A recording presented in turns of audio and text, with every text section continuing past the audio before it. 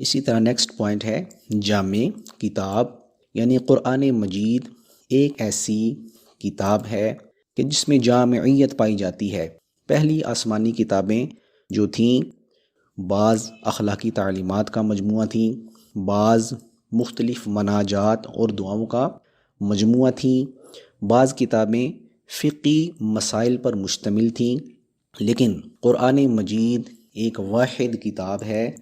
جس میں تمام بنیادی تعلیمات موجود ہیں۔ اللہ تعالیٰ قرآن مجید کے حوالے سے ارشاد فرماتے ہیں ان ہوا الا ذکر للعالمین، یعنی یہ کتاب تمام جہان والوں کے لیے نصیحت ہے۔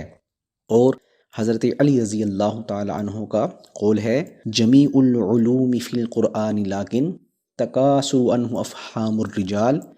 یعنی قرآن مجید ایک ایسی عظیم کتاب ہے جمیع العلوم فی القرآن لیکن، کہ قرآن مجید میں تمام علوم موجود ہیں لیکن انسانی عقل اسے سمجھنے سے قاصر ہے۔ نیکسٹ پوائنٹ ہے عقل و تہذیب کی تائید کرنے والی کتاب، یعنی قرآن مجید ایک ایسی عظیم کتاب ہے جو عقل اور تہذیب کے عین مطابق ہے۔ مثلاً قرآن مجید ہمیں اچھی باتوں کی تعلیم دیتی ہے، قرآن مجید ہمیں ان تمام کاموں سے روکتی ہے جو خلاف عقل ہیں۔ اسی طرح قرآن مجید ہمیں بڑوں کا ادب و احترام، انبیاء علیہم السلام کا مرتبہ اور مقام اور ان کی شان ہمیں بتاتی ہے، اور ساتھ ساتھ ہمیں ان تمام باتوں سے منع کرتی ہے جن کا تعلق جھوٹ اور فریب سے ہو۔ یہی وجہ ہے کہ قرآن مجید نے ہمیں بہترین اخلاق کا درس دیا ہے، اور حضور صلی اللہ علیہ وسلم کے متعلق فرمایا انک لعلی خلق عظیم، کہ آپ صلی اللہ علیہ وسلم اخلاق کے عظیم پر فائز ہیں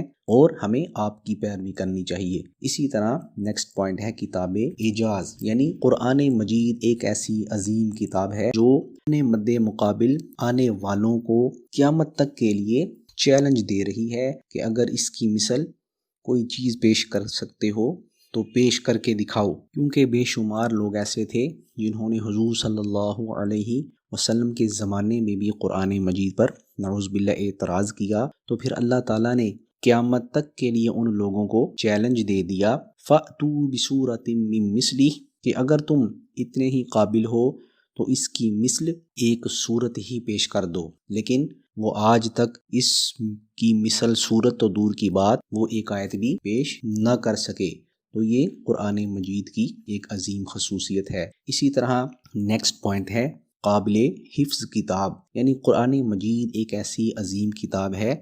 جسے مسلمان یاد کرتے ہیں اور قرآن مجید کے حافظ بن جاتے ہیں۔ تو یہ قرآن مجید کا معجزہ ہے کہ آج لاکھوں کروڑوں کی تعداد میں حفاظ کرام موجود ہیں۔ آج بچے کو اگر چند صفحات کی کتاب زبانی یاد کرانی ہو تو بڑی مشکل سے وہ یاد کرتا ہے، لیکن پھر بھی وہ بھول جاتا ہے۔ لیکن قرآن مجید کا یہ اعجاز ہے کہ 30 پاروں پر مشتمل کتاب چھوٹے چھوٹے بچے بھی زبانی یاد کر لیتے ہیں، تو اللہ تعالیٰ نے اس کو یاد کرنے کے لیے آسان کر دیا۔ اسی طرح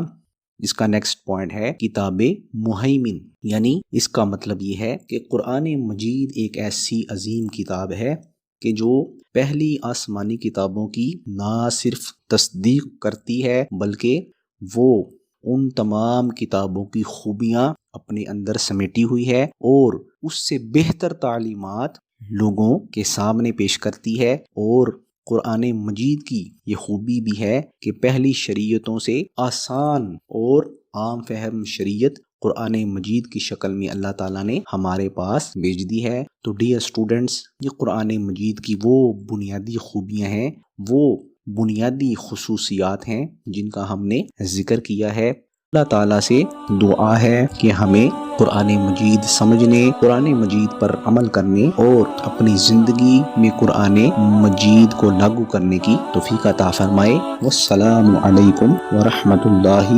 وبرکاتہ۔